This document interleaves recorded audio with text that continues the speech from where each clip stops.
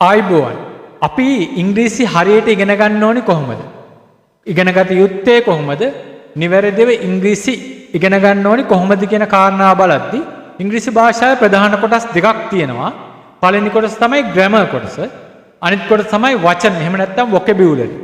Grammar කියන්නේ ඉංග්‍රීසි භාෂාව හැසිරෙන විදිය. ඒ කියන්නේ මම මෙහි යනවා කියන්නේ එක විදියක්, ගියා කියන්නේ තව විදියක්, මම මෙහි ගිහිල්ලා තියෙනවා කියන්නේ තව විදියක්. මෙන්න මේ වෙනස තමයි ඉංග්‍රීසි භාෂාවේ ග්‍රැමර් කියලා ඉගෙන ගන්න. එහෙම නැත්නම් සිංහලවල ඉගෙන ගන්න ග්‍රැමර් නෙමෙයි ඉංග්‍රීසි භාෂාවේ ග්‍රැමර් කියලා ඉගෙන ගන්න. සිංහලවල අපි ඉගෙන ගන්නේ ලියන භාෂාව තමයි කතා කරන භාෂාවේ ඉඳන් ලියන භාෂාවට හරවන්නේ කොහොමද කියලා.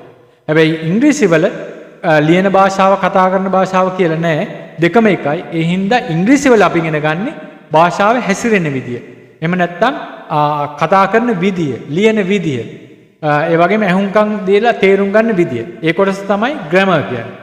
අනිත් කොටස තමයි වොකැබියුලරි එක. එහෙම නැත්නම් වචන මාලාව. ඉතින් මේ කොටස් දෙක තමයි බේසික් එක. එහෙම නැත්නම් මූලික දේ. ඉංග්‍රීසි භාෂාවේ මොන දෙයක් ගත්තත් ওই දෙකෙන් එකකට අයිති. එක්ක වචනයක්, එක්ක ග්‍රැමර් කොටසක්. සමහරු කියන මේ ග්‍රැමර් නැතුව ඉංග්‍රීසි කතා කරන්න පුළුවන් කියලා. හැබැයි ඒක නිවැරදි ක්‍රමවේද නෙමෙයි. ඉතින් බලමු අපි ඉංග්‍රීසි භාෂාවේ ග්‍රැමර් අපි දැනගත්තා. වොකැබුලරි එකත් එහෙම නැත්නම් වචනත් අපි එකතු කරගත්තා. එහෙම වුණා කියලා ඉංග්‍රීසි කතා කරන්න බෑ කවදාවත්. මේ භාෂාවක් ඒ හින්දා ප්‍රායෝගික දෙයක්. මේක අපි ප්‍රායෝගිකව ක්‍රියාත්මක කරන්න ඕනේ. එහෙම නැත්නම් ප්‍රායෝගිකව මේක කරලා පුරුදු වෙන්න ඕනේ. ඒ ඉගෙනගත්ත දැනුම අතෙන්ට වෙනකන් වෙන්නේ අපි ඉගෙනගත්ත දේ. ඒ දැනුම අපි එකතු කරගත්තා. ඒ දැනුම ප්‍රායෝගිකව භාවිතා කරන්න ඕනේ. ඉංග්‍රීසි කතා කරන්න නම් අපි ඉගෙනගත්ත කතා කරන විදිහයි වචනයි එකතු කරගන්න ඕනේ. එහෙම නැත්නම් ග්‍රැමරයි වචනයි එකතු කරලා කතා කරන්න පුරුදු වෙන්න ඕනේ. අපි රචනාවක් ලියන්න නම් ඉගෙනගත්ත ග්‍රැමර් ඒ වගේම වචන පාවිච්චි කරලා රචනාවක් ලියන්න ඕනේ.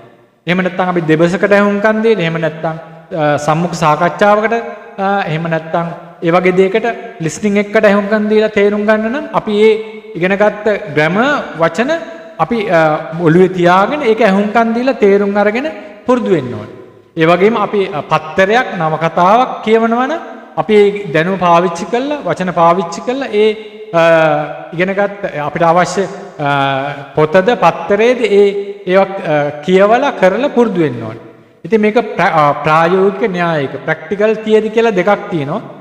දෙකම දැනගෙන හරියට මේක අධ්‍යයනය කළා ඊට පස්සේ ප්‍රායෝගික කළා අපි සාර්ථකත්වයේ ළඟා කරගන්න ඕනේ. ඉතින් අපි ඉංග්‍රීසි කතා කරන පන්තියත් එක්ක එකතු වෙන්න මේ හැම දෙයකටම නිවැරදි වැඩපිළිවෙලක් තියෙනවා.